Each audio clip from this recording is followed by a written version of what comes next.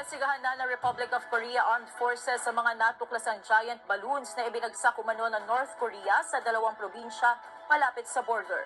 Sinasabi naglalaman ito ng propaganda leaflets at mga basura.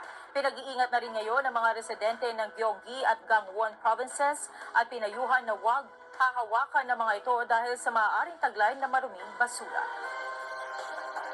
Stories around the Philippines and in other parts of the world. I am Elsie Marcos.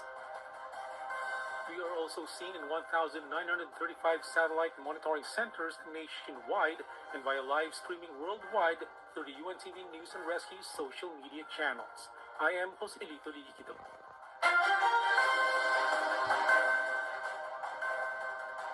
First in the news.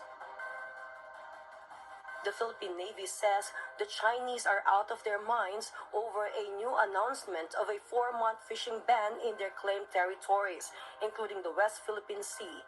According to the Philippine Navy, this is merely part of China's deceptive narrative as part of their strategy, urging fisher folk to ignore this narrative. Ryan Lacanlale details why. China's new announcement of fishing ban in their claimed territories in the South China Sea, including the West Philippine Sea, is unreasonable. According to Commodore Roy Vincent Trinidad, the Philippine Navy spokesperson for the West Philippine Sea, any actions taken by China are considered illegal and in violation of international law. He called this action out of tune and out of their minds. Lawfare is one of the instruments in their cookbook. The ultimate objective of China is sea control of the South China Sea. They will use the different instruments of their national power to assert that. Even President Ferdinand Marcos Jr. himself described it as unacceptable, and Defense Secretary Gilberto Teodoro Jr. called it a kind of provocation. The pronouncement started in 2021 when the law was passed, and each year there is a pronouncement. I have not come across any report that it was implemented.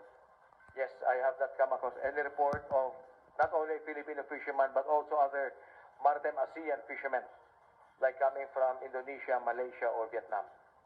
According to the Philippine Navy, these kinds of deceptive actions by China are empty threats and merely part of their strategy in the West Philippine Sea. Since the fishing ban was first implemented in 2021, China has not caught any Filipino or foreign fishermen. Yes, sa ating mga kababayan na naiisda, lalong-lalo sa Baho de Masinloc, I would like to say that the Philippine Navy and the entire armed forces is fully supportive of your actions, of your livelihood, which has been a traditional source of income. Huwag kayong matakot, magpatuloy lamang kayo at the AFP and the entire government is behind you. The Philippine Navy, together with the entire armed forces of the Philippines, is ready to defend our fellow fishermen in case China continues to capture and detain those they call trespassers. They also ensure that they are behind the fisher folks and encourage them to continue fishing in the West Philippine Sea.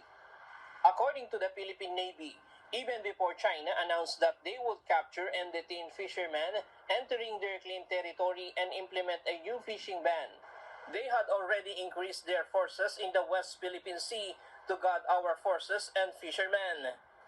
When the President gave his guidance of the shift of the AFP from internal security to external defense and the SND's pronouncement of the CAD Sea, the Philippine Navy and the AFP already conducted some reallocation of naval capabilities that will allow us to project further to secure and to protect our EEZ.